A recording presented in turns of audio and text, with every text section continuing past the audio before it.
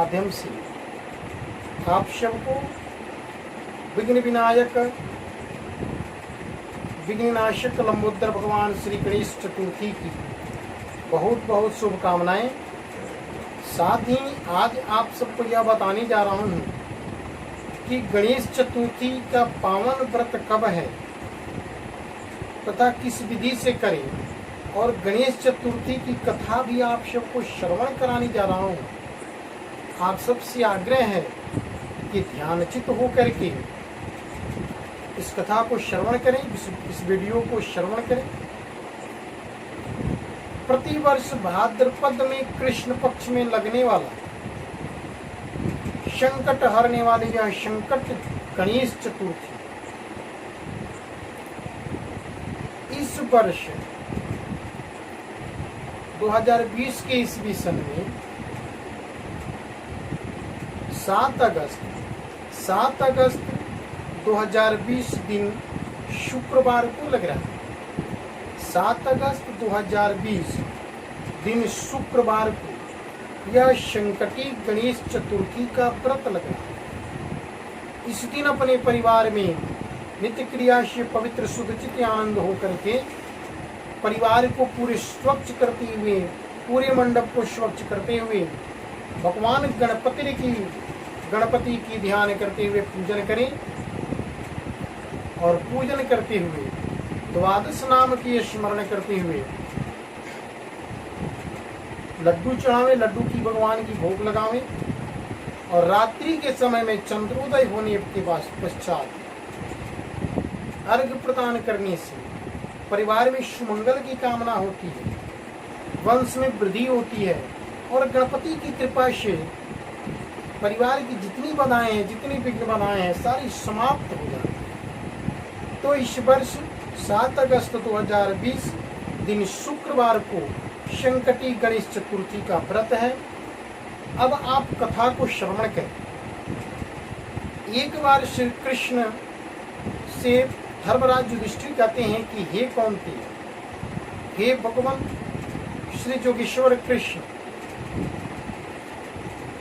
भगवान गणपति की ऐसी कथा को श्रवण कराएं जिस कथा को श्रवण करने से खोए हुए राजपाट पुनः मिल जाए। जो भी अपने हाथी घोड़ा ऐश्वर्य की सामग्री थी, सब जो समाप्त हो गए, छीन गए हैं, लूट गए हैं, वो पुनः प्राप्त हो जाए, और राज समाज वह परिवार सब प्राप्त हो जाए। ऐसी कोई कथा श्रवण कर तब भगवान कृष्ण कहते हैं कि हे धर्मराज युधिष्ठिर, हे कौन? एक बार माता पार्वती भगवान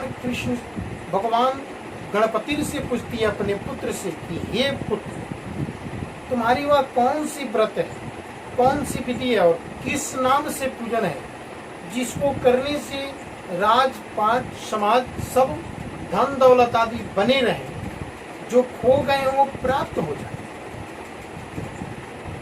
इस बात को श्रवण करने के पश्चात साष्टांग प्रणाम करते हुए भगवान गणेश जी कहते हैं कि हे माता,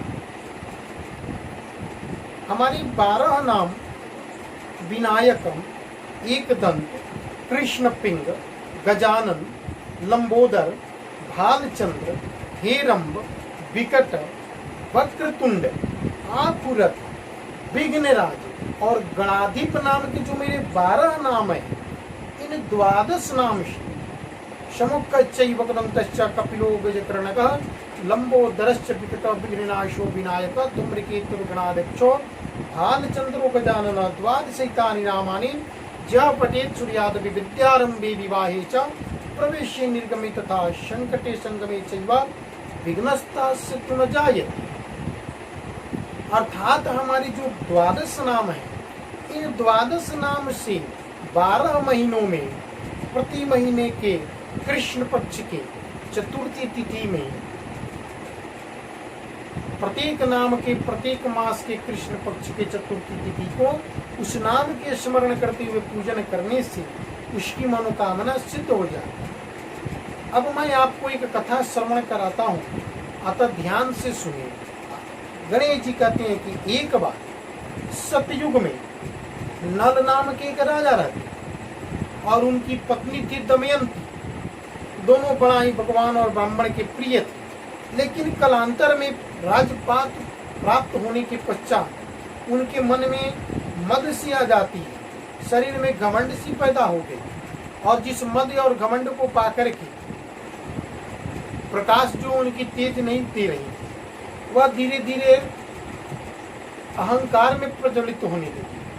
और एक दिन का ऐसी कुछ घटनाएं हुई जो ब्राह्मण और दैव श्राप के पश्चात उनका राज समाज धीरे धीरे समाप्त होने लगा। हाथीसार से हाथियां समाप्त हो गई, घोड़ेसार से घोड़े समाप्त होने लगे, चोरों ने उनके धन दौलत लूट लिए, और चोर और ईर्ष्या करने वाले लोग राजमहल में आग लगा दिए। इस तरीके से उनके सारे वैदुर्य के सामग्री, सारे ऐश्वर्य के सामान समाप्त हो गए। धीरे धीरे क्षीण होते थे राजा और रानी, और उनका एक राजकुमार बिल्कुल बच गया।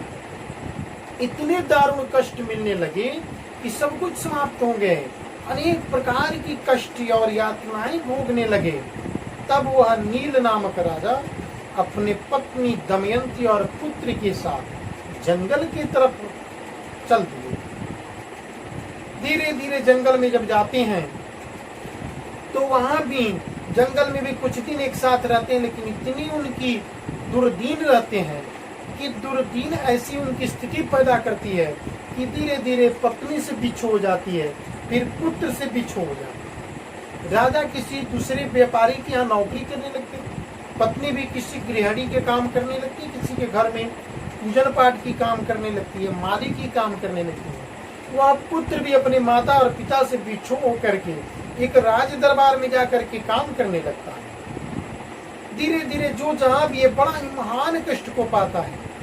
लेकिन उनकी पत्नी दमयंती कुछ सतगुण की थी, वह सत्य की पूजन करने लगती थी, हमेशा भगवान की आराधना करती थी। एक समय सर्वांग ऋषि के आश्रम में जाकर के सर्वांग ऋषि को साष्टांग दंडवत करते हुए प्रार्थना करती है कि हे प्रभु, अब कोई ऐसी विधि बताइए, कोई ऐसी उपाय व्रत कथा सुनाइए, व्रत बताइए जिसको करने से हमारे खोए हुए राजपाट, वह समाज, वह सामग्री, वह पुत्र और पत्नी मुझे प्राप्त हो जाए। पत्नी की ऐसी दशा को सुन करके, ऐसी विलाप को सुन करके सर्वांग ऋषि कहते हैं कि हे दमयंती, आपकी दरुणता को देख करके मुझे दया आती है, और मैं आपको एक कथा बताता हूँ कि संसार के जो विघ्न बाधाएं हैं, ये सारी विघ्न बाधाएं एक देव है भगवान गणेश जो हरण करते हैं, इसलिए उन्हें विघ्न विनाशक कहा जाता है, विघ्नेश कहा जाता है। अतः तुम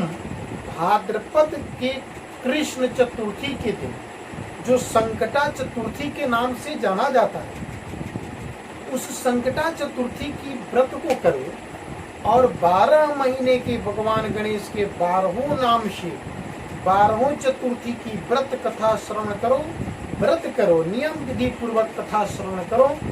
निश्चित रूप से तुम्हारी राज और समाज, पत्नी, पति और पुत्र प्राप्त हो जाए।